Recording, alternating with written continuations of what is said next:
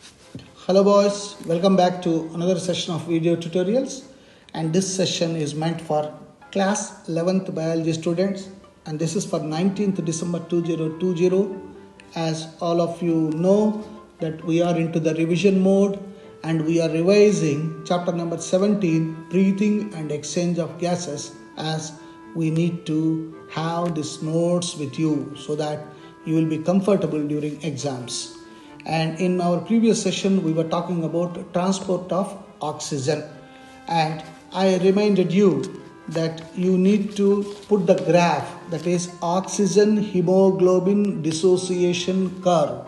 But so far in my WhatsApp group, I have not noticed any one of you putting this. Please do that. Then only when you keep the oxygen dissociation curve with you and read these notes, then you understand better. That is the reason why I am just trying to tell you that the curves, there are two curves. In fact, one is the normal curve, another one, two varieties are there. One curve shifts to right side, another curve shifts to left side. And it depends how it shifts depends upon the partial pressures, as we discussed yesterday. Just for the sake of it, I am repeating transport of oxygen. Oxygen is soluble in plasma to small extent under normal conditions of temperature and pressure. About 3% of oxygen is transported by blood to dissolve or in dissolved form in plasma of blood, 3%. About 97% of oxygen is carried in combination with hemoglobin of the erythrocytes. Hemoglobin, normally we give abbreviation HB, consists of protein portion called globin and the pigment portion is called heme. 4 molecules of oxygen bind 1 molecule of hemoglobin in an easily reversible reaction to form oxyhemoglobin. That is, we write HbO2, oxyhemoglobin. And then the relationship between the partial pressure of oxygen, that is PO2, and the percentage saturation of the hemoglobin with oxygen is graphically illustrated by a curve called oxygen hemoglobin dissociation curve, also called oxygen dissociation curve. We call it ODC, oxygen dissociation curve. If you recollect from your memory, I'm just trying to draw this x-axis and y-axis. On x-axis, we have got the partial pressure of oxygen, PO2, in terms of mmHg. And here on y-axis, we have got the percentage of saturation of hemoglobin. So it is saturation of Hb, hemoglobin. And if you recollect from your memory, the curve will be starting like this and goes up. And one will be, this is the normal curve, one will be shifting towards the right and one will be shifting towards the left. So 3 curves, remember? So here, under normal conditions, the oxygen hemoglobin dissociation curve is sigmoid shaped or S shaped. The partial pressure at which the hemoglobin saturation is 50% is called P50.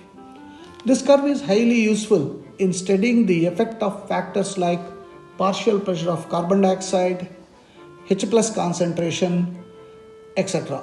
on binding of oxygen with hemoglobin in the alveoli where there is high partial pressure of oxygen, low partial pressure of carbon dioxide, less H plus concentration and high pH with low temperature.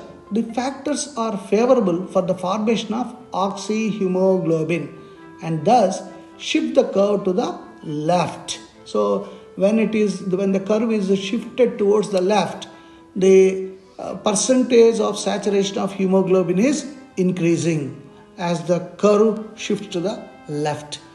In the tissues where low partial pressure of oxygen with high partial pressure of carbon dioxide, high H plus concentration, low pH and higher temperature exist, the conditions are favorable for dissociation of oxygen from the oxyhemoglobin and thus shift the curve to right.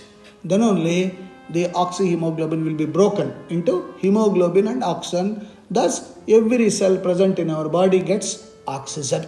So, it is the shifting of the curve to right and left will decide the percentage of association.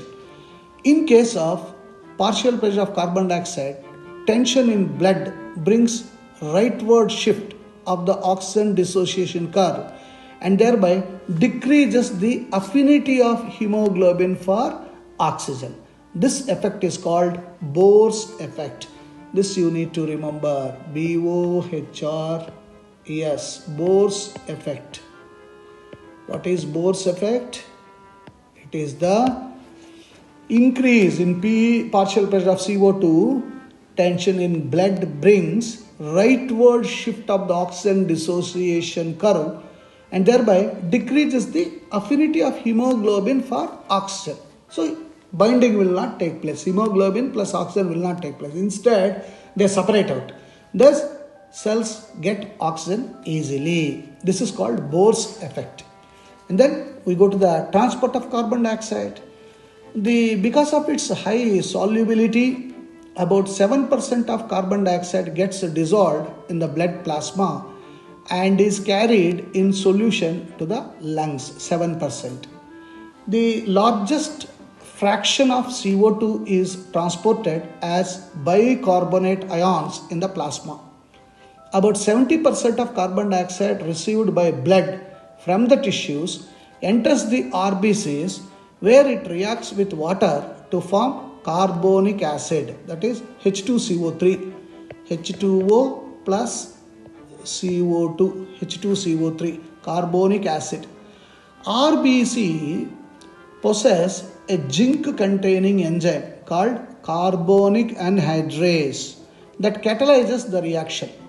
Carbonic acid dissociates into bicarbonate ions and hydrogen ions. The most of the bicarbonate ions, we can write it as HCO3 minus. This is bicarbonate ion. Formed within RBCs diffuse out into the blood plasma along the concentration gradient. Exit of carbonate ions considerably change ionic balance between the plasma and erythrocytes. Erythrocytes means RBCs. To restore this ionic balance, the chloride ions diffuse from the plasma into the erythrocytes. This movement of chloride ions is called chloride shift.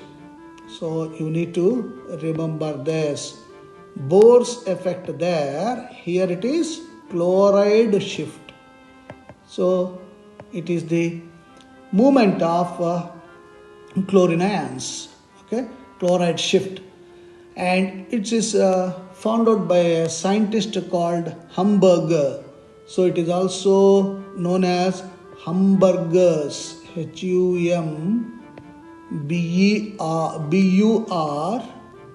and GERS apostrophe S. Hamburgers phenomena. The chloride shift is also called Hamburgers phenomena. You need to remember this. So about 20 to 25% of CO2 enters RBCs and combines with amino group. Of course, amino group, you know it, NH2 group. You know the functional groups, dash NH2 group. Of reduced hemoglobin to form carbaminohemoglobin. Oxygen is released from oxyhemoglobin during this reaction. Binding of oxygen with hemoglobin tends to displace carbon dioxide from the blood. This effect is called Haldane. Again, third one, Haldane effect. Haldane, Haldane effect. So there are three: Bohr's effect, chloride shift, EFFECT, and Haldane effect. I'll repeat, what is this Haldane effect? About 20 to 25% of carbon dioxide enters RBCs and combines with amino groups of reduced hemoglobin to form carboaminohemoglobin. Oxygen is released from oxyhemoglobin during this reaction.